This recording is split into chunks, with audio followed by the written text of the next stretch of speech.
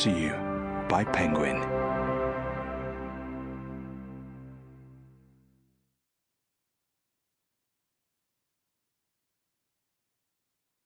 Outbreak by Frank Gardner. Read by Jonathan Keeble.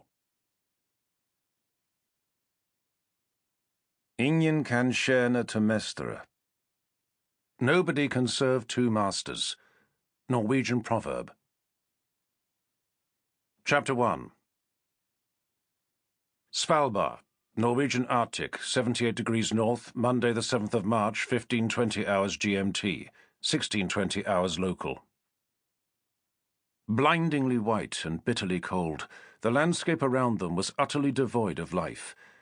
Bent half-double and hunched against the wind, the three muffled figures trudged in single file through the winter afternoon, their snow goggles flecked with tiny crystals of ice. A thin blue nylon cord, tied around their waists, connected the last two to the one in front, their mittened hands steadying their balance as they placed one foot mechanically in front of the other. The blizzard had taken them by surprise. It had come barreling down the valley straight from the polar ice cap, 800 miles to the north, obliterating the weak yellow disk of the sun within seconds, then tearing and tugging at their thermal protective clothing. Caught out far from their base camp at Ny-Ålesund, the three environmental scientists from the UK Arctic Research Station had been forced to abandon their fieldwork for the day and make for the nearest shelter. The hut was tiny, just a distant solitary blot on the base of a rocky escarpment, its roof obscured beneath a layer of wind-driven snow. No coil of smoke rose from its chimney, no snowmobile lay parked up outside. It seemed no one was home. "Better not be locked!" Chris Coppinger called to the pair behind him as they tramped up to the door, but the wind stole his words and swept them away down the valley. Coppinger shrugged. Conversation would have to wait until they were inside. He adjusted the sling of the Mauser 30-06 rifle that hung from his shoulder, mandatory protection against the 3,000 carnivorous polar bears that roamed the Svalbard archipelago, and pushed open the door. The smell hit him the moment he stepped inside. At 42, with a PhD in atmospheric chemistry, Coppinger was more than familiar with any number of pollutants harmful to humans and plants. This was not a smell he recognized. "Bloody hell!" he exclaimed. "This is rank. Something's gone off in here." He moved to one side to make room for the others. They stood in the doorway, stamping the snow off their boots and peeling off their goggles and mittens, their eyes adjusting to the gloomy interior. Coppinger hunted through his pockets until he found a torch. In silence he swept the beam across the room methodically, like the scientist he was, from left to right.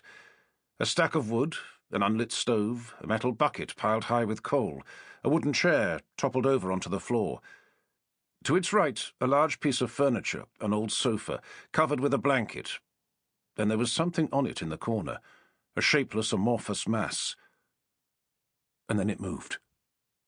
Dr. Sheila Mackenzie, the expedition medic, was the first of the three to react. "It's alive!" she exclaimed, as she snatched the torch and rushed across the cabin to investigate. She stopped just short of the sofa, nearly dropping the torch, as she clamped her hand over her mouth in horror. Lit by the stark white beam, a human figure lay propped against the back of the couch. The man's face was hideously disfigured by livid pustules, some oozing yellow matter that trickled down his cheeks. Twin rivulets of dried blood ran from his nostrils past his lips and over his chin, smeared sideways where he had tried to wipe them away. He was wearing a thick woolen checkered shirt beneath a half-open down jacket. The shirt was caked with what looked like black bile, flecked crimson with splashes of half-dried blood. But her attention was focused on something else, the hideously swollen lymph glands just beneath his earlobes. On both sides of his head, she could see them clearly in the torch beam, and her medical training told her exactly what they were. Buboes, a sign of severe infection. And now this man's lips were moving. He was trying to say something. Against her better judgment, Dr. Mackenzie moved closer to catch his words. His voice was faint and weak. His eyes were closed, but she heard the word clearly. "Pamagitye." She turned to the others behind her for an explanation. "Pamagitye," she repeated slowly for their benefit. Sample complete. Ready to continue?